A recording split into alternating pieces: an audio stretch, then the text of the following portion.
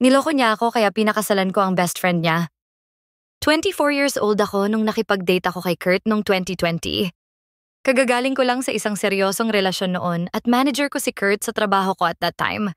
Naglalandian kami ni Kurt kapag magkasabay kami ng shift. At dahil kagagaling ko lang sa isang serious relationship, gusto ko lang maglibang. Eventually, nag-date kami at nag-click. Sobrang gentleman siya, mahilig magbiro at talagang nag-aagawan kami sa pagbabayad sa mga dates namin. Ilang linggo pa lang kaming nagde-date nung sinabi niya na ayaw niyang fling lang ang meron kami, kaya nag-date na kami exclusively. Okay ang lahat sa amin. Consistent siyang naging gentleman at palagi kaming magkasama sa mga free time namin. Tapos isang gabi, nagpaalam siya sa akin na makikipagkita daw siya sa isa niyang kaibigan na may mental health problems. Wala tong issue sa akin dahil hindi naman ako selosa. Sinabi ko sa kanya na i-text niya na lang ako kinabukasan at natulog na ako. In the next few weeks, palagi silang nagkikita ng kaibigan niyang ito, si Tess. Noong una hindi ako worried, pero eventually inamin ni Kurt na in love daw siya dati kay Tess. Dito na ako hindi komportable kaya sinabi ko kay Kurt na mas mabuti siguro kung mag-break na kami. Nalungkot ng husto si Kurt at pagkalipas ng ilang araw tumawag siya sa akin. Ang sabi niya, mas mahalaga daw sa kanya ang relasyon namin. Hindi na raw uli siya makikipagkita kay Tess.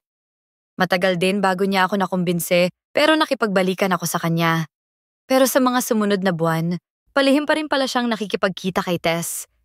Nung nalaman ko, sinubukan ko uling makipag-break sa kanya. Pero kinukulit niya ako sa texts at tawag siya ng tawag.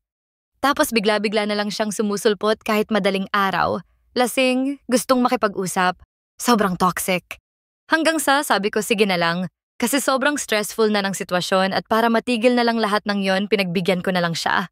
Napilitan na lang talaga ako para makapag-function ang buhay ko kahit paano, kaysa yung palagi akong nasa barangay para i-report siya sa panggugulo. Hindi naman ako makalipat ng trabaho at mahahanap niya ako. During this time, sinimulan akong palayuin ni Kurt sa friend group namin. Ang sabi niya, nagagalit daw sa akin ang best friend niya, si Oscar. Sinasabihan din daw ni Oscar ang mga kaibigan nila na huwag akong kausapin. Nadepress ako ng husto at mas naging dependent ako kay Kurt. Ilang buwan pang nagpatuloy ang cycle na ito. Palihim pa rin siyang nakikipagkita kay Tess. Nag-aaway kami, nagbe-break at pinipressure niya ako para makipagbalikan ulit sa kanya hanggang sa no choice na naman ako. Sobra na akong down na down that time. Hanggang isang araw may nag-add sa akin sa group chat ni na Kurt at ng friends niya. May screenshot na nakapost doon. Message ni Tess. May nangyari sa amin ni Kurt habang break sila ng GF niya. Pero hindi kami break nung time na yon. Nakipag-inuman pala si Kurt kina Oscar at Tess at may nangyari sa kanila ng babaeng yon sa kotse niya. Ang nag-add sa akin, sina Oscar at isa pa nilang kabarkada, si Migs. Ang sabi pa nila sinasabi daw ni Kurt sa lahat na psycho ako. At kapag nagbe-break daw kami umaabot yon ng ilang linggo, when in fact halos hindi yun tumatagal ng isang araw dahil ini-stress na niya ako ng todo. Kinausap ko na uli si Oscar at nalaman kong hindi siya ang nagpalayo ng mga kaibigan nila sa akin at si Kurt ang may gawa nun. Ipinakita niya rin sa akin ang mga message sa pagitan nila ni Kurt na sinasabing mahal na mahal daw niya si Tess at baliw daw ako, na needy ako, na nananakot lang akong ikapapahamak ko kung magbe-break kami at kung ano-ano pang imbentong kwento. Nang malaman ng mga kaibigan namin ang side ko, in-unfriend nila si Kurt. Nagsimula kaming maging close ni Oscar after that. Nag-guilty daw siya dahil parang nagamit pa siya ni Kurt para gawin ang lahat ng yon sa akin. Hindi rin niya alam na ganun kalala si Kurt dahil ibang-iba ang version niya kaysa sa totoo. All that time pala, akala ng mga tao na ako talaga ang namimilit at nananakot kay Kurt kaya hindi ako maiwan. Si Oscar ang umalalay sa akin sa breakup namin ni Kurt, ang nanigurong hindi na ako guguluhin ng kaibigan niya. Nung nag-resign ako, siya rin ang nagrekomenda sa akin sa kumpanya nila. Middle management na din siya doon, mataas na ang posisyon. Tinulungan niya akong humanap ng apartment. Ang pinaka na-appreciate ko sa kanya, sa mga panahong natatakot ako dahil traumatized ako sa ginawa ni Kurt sa akin, nandun siya agad sa tabi ko, umaalalay at nakasuporta. Kung naiba-iba siya, dahil alam na vulnerable ako nung mga panahong yon, ay sinamantala na ako, pero hindi siya ganoong klaseng tao. Malayong malayo siya kay Kurt, na nilayuan na rin niya nang malaman ang ginawa sa akin. Nung time na yon, nahiling ko pa na sana si Oscar na lang ang una kong nakilala. Nagkaka-feelings na ako para sa kanya pero nahiya ako sa sarili kong makaramdam ng ganon kasi lugmok na lugmok talaga ang self-esteem ko nun. Lalo na at paminsan-minsan nakakatanggap pa rin ako ng messages kay Kurt.